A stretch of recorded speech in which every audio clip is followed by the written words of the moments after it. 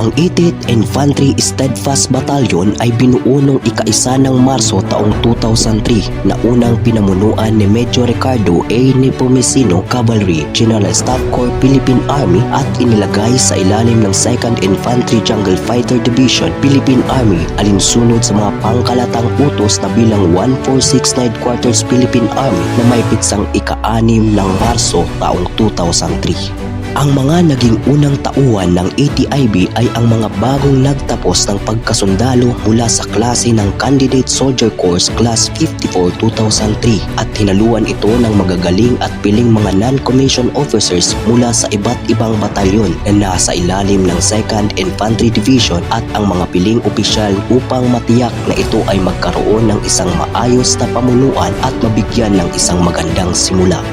Kasunod sa pagkabuo nito, nagkaroon ang ATIB ng sarili nitong sagisag ng unit para sa kanyang pagkakakilanlan. Ang sagisag na unit ay binuo ng iba't ibang kulay at disenyo na kung saan ay makikita dito ang isang nag-aalab na tamaraw na kumakatawan bilang isang kasipagan, may kakayahang kumilos ng mabilis at may matinding lakas na taglay. Bilang isang pambansang hayop, ang paggamit ng unit sa tamaraw bilang isang disenyo ng kanyang sagisag ay nagpapahiwatig ng kanyang kahandaan, adapsyon na maideploy at maglingkod sa anumang bahagi ng bansa.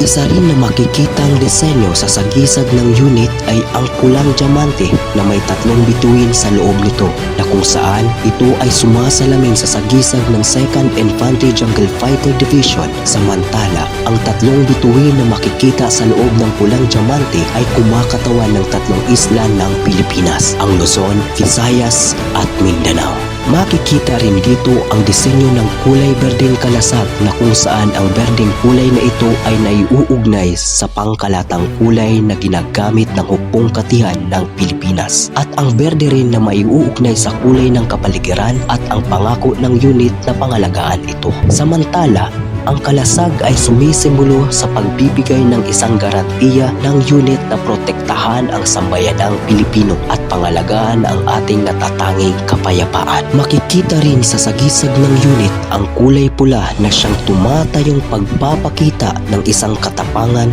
kagitingan at higit sa lahat ang pagiging masiglain ng unit. Samantala, ang kulay bugaw naman ay sumisimbolo sa pagkakahinahunan ng mga sundalo nito at ang pagiging nananatiling nakatuon ang unit sa kanyang papel bilang tagapagbantay ng kapayapaan at tagapagtanggol ng ating pambansang soberanya. Makikita rin sa sagisag ang malakulay ginto na kung saan ito ang kulay na sumisimbolo ng pagpapakita ng isang pagsisikap ng unit na makapagtatag ng isang magandang samahan sa lahat ng ating mga kababayang Pilipino. Tinagurian rin ang ATIB sa pagiging isang steadfast troopers na may kahulugang solidarity, teamwork, endurance, audacity, devotion to duty, fortitude, self-discipline at trustworthy o may pagkakaisa, pagtutulungan, pagtitiis, may kapangasan, may pagmamahal sa tungkulin, may katatagan, may katapatan sa bayan, may sariling disiplina at higit sa lahat ay mapagkakatiwalaan. Ang unang naging trabaho ng 80th Infantry Steadfast Battalion pagkatapos nitong na-activate ay idinagdag ito sa puwersa ng kasundaluhan ng 59 Infantry Battalion na naka-area sa lugar ng Jemnacar, Quezon na nagresulta ng sunod-sunod na labanan at pagkakapatay ni Jonas, isang leader ng rebelding grupo at iba pang mga kasamahan nito. Nasundan ito ng pagka-deploy ng unit bilang isang mga pangunahing unit na nakaharap sa Magdalo Group at nagbantay sa mga hanay ng pamahalaan at kapangyarihan ng ating bansa sa National Capital Region noong panahon ng Ocod Motini noong July 27, 2003. Ang Magdalo Group ay isang grupong kinasasangkutan ng mga opisyal at ang mga enlisted personnel mula sa iba't ibang sangay ng sandatan lakas ng Pilipinas na nag-alsa laban sa pamahalaan. Pagkatapos ng naturang insidente, ang unit ay inilagay sa operational control status ng National Capital Region Command Armed Force of the Philippines sa loob ng halos 2 taon. Kalaunan, ang unit ay isa rin sa mga piniling infantry maneuver units sa ilalim ng 2nd Infantry Jungle Fighter Division ng Philippine Army na sumailalim sa pagsasanay ng Battalion of Excellence noong taong 2013. Nasundan naman ito bilang isa sa mga unit na napili upang bumuo ng core unit ng 7 Philippine Contingent sa Golan Heights bilang kinatawan ng Philippine Army at sa ating bansa sa peacekeeping operation ng United Nations sa Syria.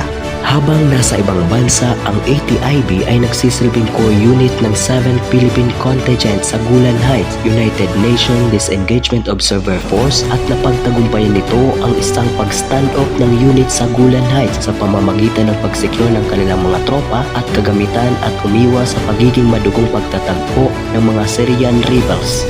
Ang pangyayaring ito ay ang pagkubkob ng Position 68 ng mga terorista kung saan ang mga tropang ATIB ay inutusan ng isuko ang kanilang mga baril sa mga ISIS bilang kapalit ng pagpapalaya sa mga sundalong Fiji na bihag ng teroristang grupo. Ngunit ipinakita ng ATIB ang tapang at determinasyon sa hindi nito pagsunod sa mga gusto at utos ng mga terorista. Sa loob ng 4 na araw, ang tropang ATIB ay nananatiling matatag sa Position 68 kahit sa kabila ng mga pag-atake ng mga ISIS. At sa huling araw ng pagkubkob ng mga terorista sa kinaroroonan ng ATIB, ang mga tropa at sa tulong na rin ng iba pang puwersa ng United Nations ay ligtas na nakalikas mula sa Position 68 sa ilalim ng takip ng kadiliman. Ang pangyayaring paglikas na iyon ay kalaunang tinanyagan the Great Escape o Great Exodus. Dahil dito, nag-ani ng mataas na pagpapalaga ang hukbong katihan ng Pilipinas sa nagawa nitong tagumpay sa Golan Heights. Ang mga lugar na napagsilbihan ng ATIB ay ang mga sumusunod. Ang National Capital Region sa ilalim ng NCR Command mula March 1, 2003 hanggang July 24, taong 2003. Pagkatapos inilipat ito sa Infanta Quezon mula July 24, 2003 hanggang Enero 21, taong 2005. Napunta rin ito sa Occidental Mindoro mula January 21, 2005 hanggang May 7, taong 2005. Mula sa pagkadestino nito sa Mindoro, nalipat ang unit sa Front Magsaysay ng Nueva Ecija para sa isang Battalion of Excellence na pagsasanay mula May 7, 2005 at pagkatapos ay bumalik ito sa area ng Mindoro. Noong February 9, 2013 hanggang August 14, taong 2013, ang unit ay napunta sa Peacekeeping Operations Center sa Capas, Tarlac para sa pre-deployment training nito sa United Nations duty. Pagkatapos, ang ATIB ay inilipat sa Peacekeeping Operations Center ng General Headquarters sa Quezon City mula August 14, 2013 hanggang October 15, taong 2013. Pagsapit ng November 29, taong 2013, ang unit ay tuluyang na naipadala sa ibang bansa, partikular ng Syria hanggang September 20, taong 2014. At ang kanyang pagbalik sa bansa, ang unit ay agad na natili sa General Headquarters sa Quezon City mula September 20, 2014 hanggang February 28, taong 2015. Noong ika-15 ng Marso taong 2015 hanggang sa kasalukuyan, ang unit ay inatasang bantayan ang itinalagang lugar ng operasyon nito na sumasaklaw sa buong lalawigan ng Rizal, mga bahagi ng Bulacan at mga bahagi ng General Lacar, Quezon. Ang himpilan nito ay matatagpuan sa Sitio Galaxy, Barangay Pinugay, Baras, Rizal.